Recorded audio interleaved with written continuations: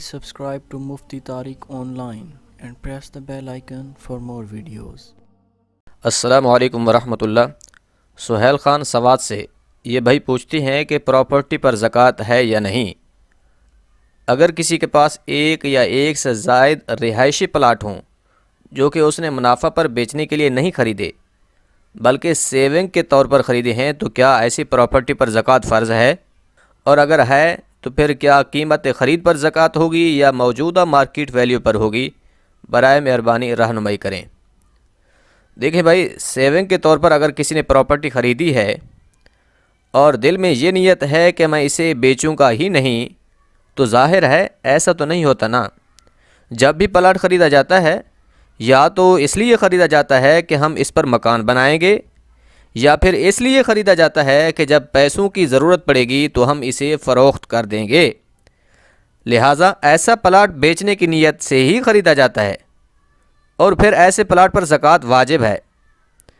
اب خلاصہ یہ ہے کہ وہ پلاٹ جو آپ نے بیچنے کی نیت سے خریدا تھا اور اب تک وہ نیت آپ کی باقی بھی ہے کہ میں اس پر گھر نہیں بناؤں گا، جب بھی ضرورت پڑی تو اسے بیچ دوں گا، تو پھر اس پلاٹ کی زکوٰۃ دینا آپ پر فرض ہے۔ اور جب زکوٰۃ کی تاریخ آئے گی تو اس وقت جو اس کی مارکیٹ ویلیو ہوگی، یعنی جس پر آپ کا یہ خیال ہو کہ اگر میں بیچوں گا تو اس قیمت پر یہ پلاٹ بک جائے گا، اب اس مارکیٹ ویلیو کے حساب سے آپ پر پلاٹ کی زکوٰۃ ادا کرنا لازمی ہے۔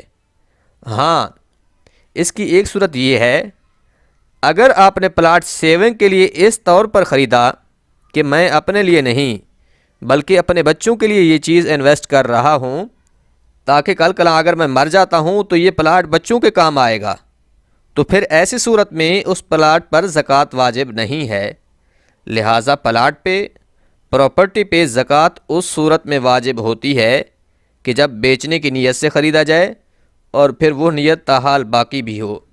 امید ہے بات سمجھ آ گئی ہوگی۔ اللہ کریم عمل کرنے کی توفیق بخشے۔